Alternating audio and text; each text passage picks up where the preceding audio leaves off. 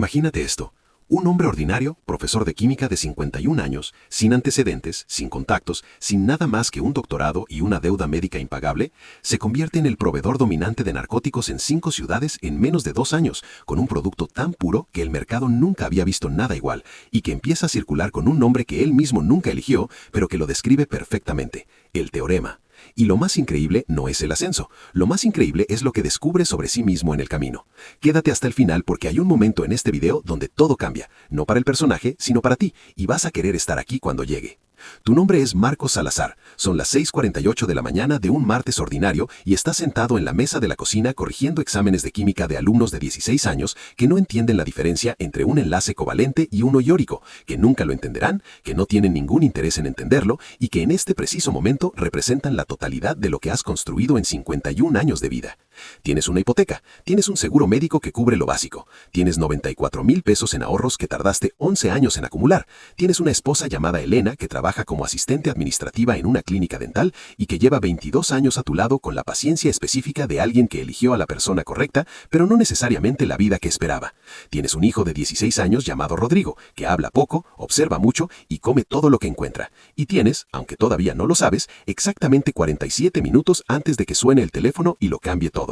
A las 7:15 suena. Es el doctor Mendoza. Su voz tiene ese tono específico que desarrollan los médicos que han aprendido a no dar malas noticias por teléfono.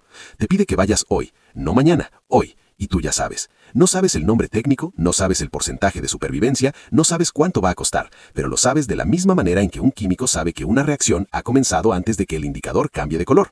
Cuelgas, terminas de corregir el examen que tenías en la mano, le pones un 6, luego te quedas sentado en la silla durante 4 minutos exactos mirando la taza de café que se enfría frente a ti y algo que llevaba 17 años comprimiéndose en algún lugar entre las costillas empieza a moverse. No es miedo, aprenderás a llamarlo por su nombre correcto en los próximos meses. Por ahora solo sientes que algo se ha roto, pero la dirección de la ruptura no es hacia abajo, es hacia afuera.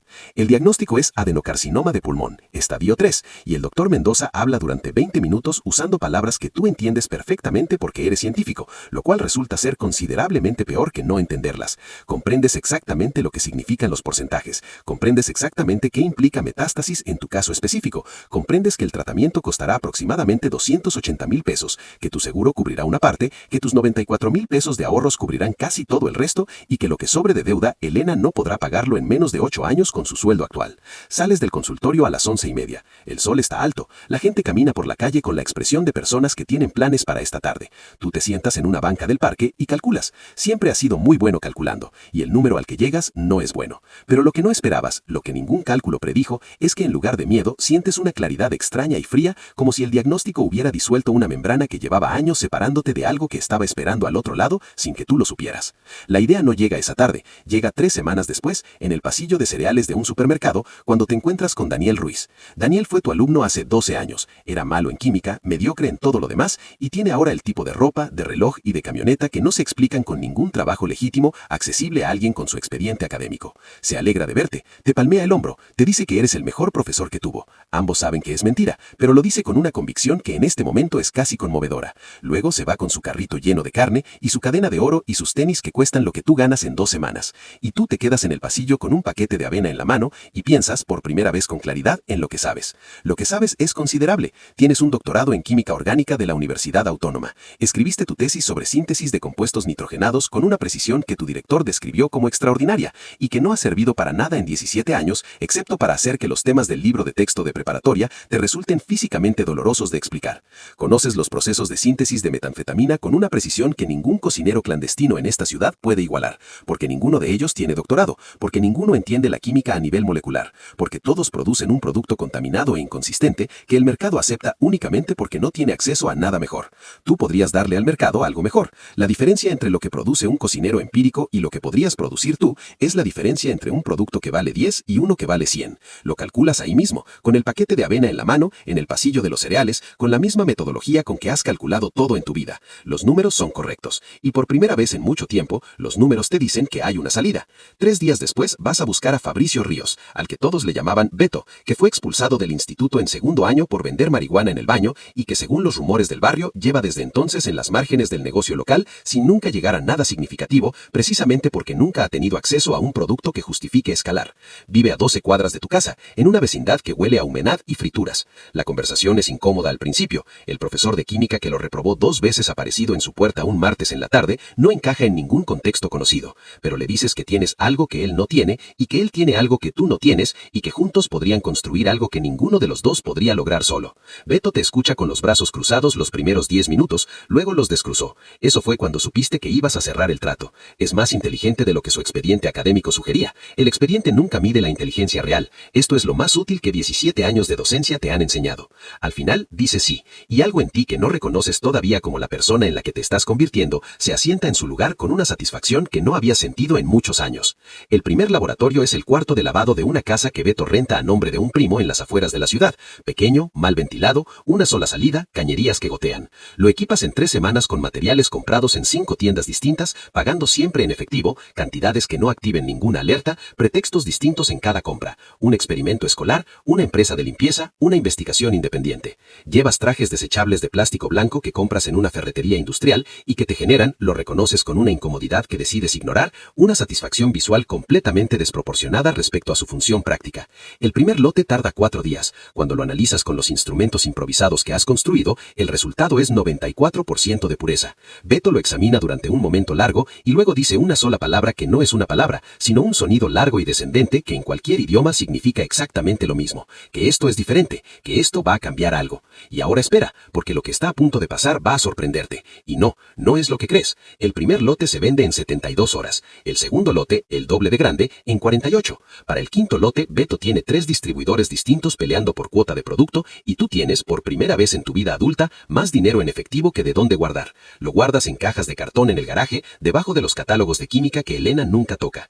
Por las mañanas sigues yendo al instituto, sigues corrigiendo exámenes, sigues explicando la diferencia entre enlaces covalentes y iónicos, pero algo ha cambiado en cómo habitas ese espacio. El salón de clases se ha vuelto pequeño de una manera nueva, no pequeño como siempre lo fue, pequeño como el interior de algo que ya no te contiene. La quimioterapia ha comenzado, y los martes llegas al instituto con náuseas que controlas con una disciplina que tus alumnos confunden con mal humor y que es en realidad algo más cercano a la determinación. Las náuseas son datos, el cansancio es datos, la palidez que Elena intenta no mirar directamente son datos que indican que el tratamiento está funcionando, que el cuerpo está peleando, y tú, que llevas ya 6 meses descubriendo que eres capaz de cosas que no sabías que podías hacer, decides que el cuerpo puede pelear y tú puedes seguir trabajando simultáneamente porque rendirse a la enfermedad sería inconsistente con todo lo que has descubierto sobre ti mismo en este periodo, y la inconsistencia es lo único que realmente no toleras. El problema serio llega en la forma de Germán Castillo, el distribuidor principal de la plaza, que ha notado que algo erosiona su participación de mercado desde hace 2 meses. Germán no es sofisticado, pero tampoco es estúpido, y ha tardado exactamente 6 semanas en rastrear la perturbación hasta Beto. Manda 2 hombres un jueves en la noche. Beto entra en pánico y te llama. Tú llegas en tu Honda Civic del 2009 con 120,000 pesos en efectivo en una bolsa de tela de supermercado, porque era lo que tenías disponible y la bolsa era lo único que cabía. Y la propuesta más racional que se te ocurre, que Germán distribuya tu producto en lugar del suyo, que gane más con menos riesgo, que la lógica económica es tan clara que sería un error no aprovecharla. Germán te escucha. Mira al profesor de química de 5 más grande, lo cual significa que tu posición negociadora se deteriora con cada mes que pasa porque ellos construyen dependencia de tu producto mientras tú construyes dependencia de su infraestructura. Y en algún punto, esa ecuación se desequilibra en su favor.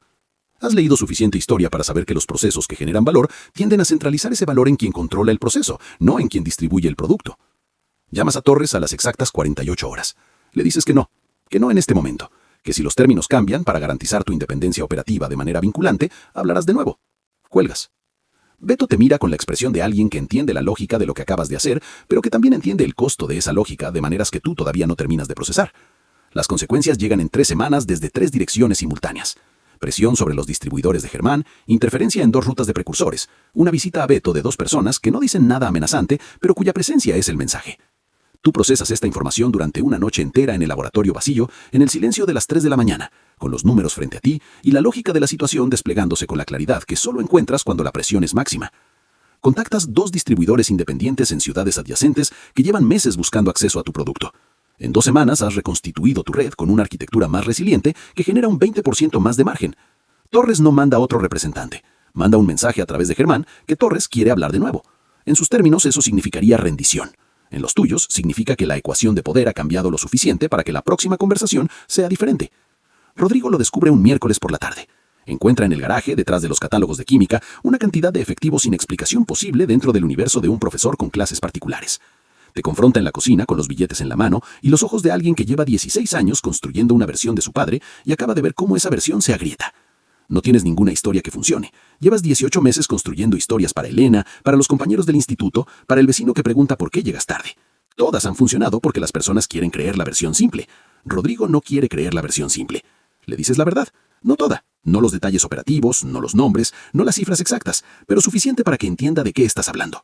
La química, el dinero, el diagnóstico que fue el principio. Rodrigo no dice nada durante un tiempo que se extiende más allá de lo cómodo. Luego dice que sabía que algo pasaba, que lo había sabido durante meses, que lo que no entendía era el por qué. Le explicas el diagnóstico, el costo del tratamiento, la deuda que habría destruido a la familia. Él escucha. Luego dice que eso no es todo. Y tiene razón. Los dos lo saben. Ninguno dice en voz alta la segunda parte porque nombrarla haría real algo que todavía se puede ignorar, que el diagnóstico fue el detonante, pero que lo que encontraste al otro lado de esa puerta no fue una solución financiera, sino una versión de ti mismo que llevaba esperando 17 años y que no tiene ninguna intención de volver a donde estaba. La investigación del inspector Ramírez llega cuando llevas ya 20 meses en el negocio y desde la dirección que menos anticipabas. No es una redada, no es una delación. Es un inspector fiscal metódico que ha notado anomalías en el patrón de gastos médicos asociados a tu número de seguridad social, pagos en efectivo de tratamientos costosos que no corresponden a ningún ingreso declarado equivalente y que ha comenzado a tirar de ese hilo con la paciencia de alguien que sabe que los hilos fiscales, seguidos con cuidado, llevan eventualmente a todas partes. Lo rastreas porque en estos meses has desarrollado una red de información que te permite saber cosas que oficialmente no deberías saber, y encuentras que es honesto, que no tiene precio, que no forma parte de ninguno de los acuerdos que Torres tiene con las autoridades locales. Esto lo convierte en el problema más difícil que has enfrentado, porque los problemas que no tienen precio no se resuelven con dinero, y los que no se resuelven con dinero tienen un número reducido de soluciones alternativas, y algunas de esas soluciones te convierten en algo que todavía no eres, pero que podría ser. Y esa frontera, esa línea específica que todavía no has cruzado, es la única que todavía te importa no cruzar. Llevas ya 22 meses en el negocio. Eres el proveedor dominante en 3 ciudades y significativo en otras 4. Tienes 5.800.000 pesos en efectivo distribuidos en 9 ubicaciones usando un sistema de rotación que diseñaste basándote en principios de teoría de redes. Tu tumor ha respondido al tratamiento con una eficacia que el doctor Mendoza describe como excepcional. Elena duerme a tu lado cada noche con la expresión de alguien que ha tomado la decisión de no mirar en cierta dirección y se mantiene fiel a esa decisión con una disciplina que reconoces y respetas, porque es, en su propio territorio, tan absoluta como la tuya. Rodrigo habla contigo menos que antes, pero cuando lo hace te mira de una manera nueva. No con admiración exactamente, no con horror exactamente, sino con el reconocimiento de alguien que descubrió que su padre es más complicado de lo que la versión oficial sugería y que esa complicación es simultáneamente perturbadora y, aunque no lo admitiría, algo no completamente distinto al respeto. Esta mañana te despiertas a las 6:30 y te quedas unos minutos en la cama. Elena respira a tu lado. Rodrigo duerme en la habitación de al lado. La casa huele a lo que siempre ha olido. Café de la noche anterior, la planta de lavanda en el pasillo, el olor específico de una casa habitada por las mismas personas durante muchos años. Dentro de 2 horas estarás en el instituto explicando la diferencia entre enlaces covalentes y iónicos, y esta mañana, por primera vez en 17 años, eso no genera en ti la sensación de desperdiciar algo. Genera una distancia fría y funcional, como observar desde afuera una obra de teatro en la que sigues participando por razones que ya no son las originales. Dentro de 4 horas habrás identificado y comenzado a implementar la respuesta al problema de Ramírez, que no cruza la línea que no quieres cruzar, al menos no todavía, al menos mientras exista otra solución que los números soporten. Dentro de 6 semanas habrás iniciado negociaciones con Torres desde una posición que él no anticipaba, porque lo que Torres no calculó es que el tiempo que tomaste para reconstituir tu red fue también el tiempo que usaste para hacerte suficientemente indispensable en suficientes mercados simultáneos como para que el costo de presionarte sea ahora mayor que el beneficio de controlarte. Y aquí está lo que prometí al principio, la parte que cambia todo. Llevas 22 meses siendo 2 personas simultáneamente y la única conclusión honesta a la que has llegado es que una de ellas es considerablemente más real que la otra.